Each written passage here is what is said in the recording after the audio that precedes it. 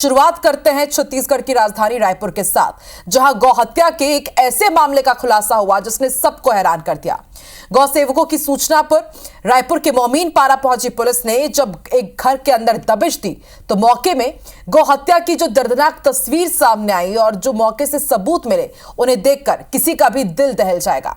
आखिर राजधानी रायपुर में कब से चली आ रही है गौकशी? कौन है इसका मास्टरमाइंड और क्यों हो रही है इस पर राजनीति? देखिए ये स्पेशल रिपोर्ट।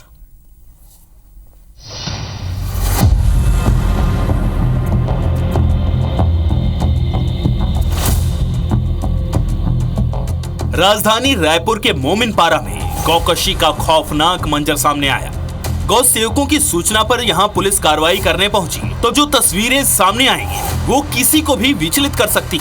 ये गौ मांस के टुकड़े, खून से लथपथ जमीन, गौ मांस के साथ तराजू, मांस काटने का सामान, लकड़ी के बड़े बड़े टुकड़े और खून के धब्बों से लथपथ आटो और रस्सियां मिली।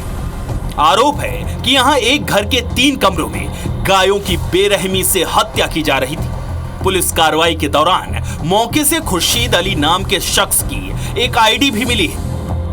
साथ ही 2-3 डायरियां मिली हैं जिसमें खरीदने बेचने वालों के नाम, वजन और रेट भी लिखे हुए हैं। मामले को लेकर गुस्साए गौ सेवकों ने चक्का जाम कर कार्रवाई की मांग की। गौ सेवकों ने बताया कि पहली बार दरवाजा खुलने पर अंदर 2 आदमी और 2 से 3 महिलाएं दिखाई दी।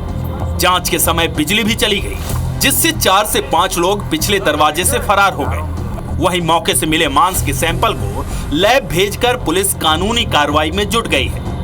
मौके पर देर रात IBC 24 के संवाददाता संदीप शुक्ला ने जायजा लिया।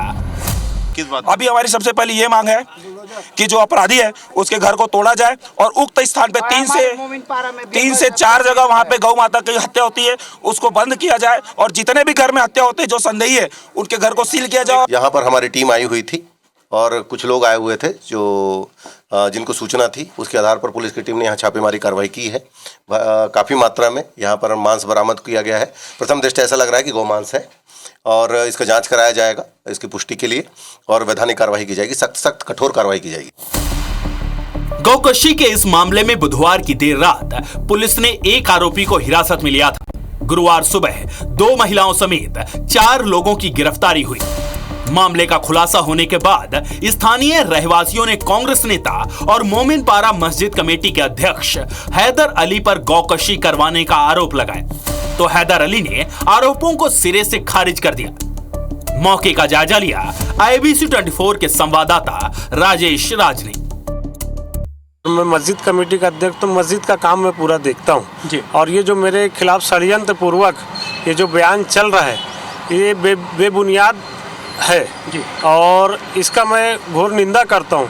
भाई मैं सभी समाज के साथ मेरा उठना बैठना है और मुझे जानकारी में नहीं कहाँ क्या हो रहा है जी। मैं मस्जिद का कार्य बहुत बखूबी अच्छे से करता हूँ और ये जो लड़के का मैं स्टेटमेंट देखा जो मेरे खिलाफ बोल रहा है जी वो नशे का बहुत आदी है।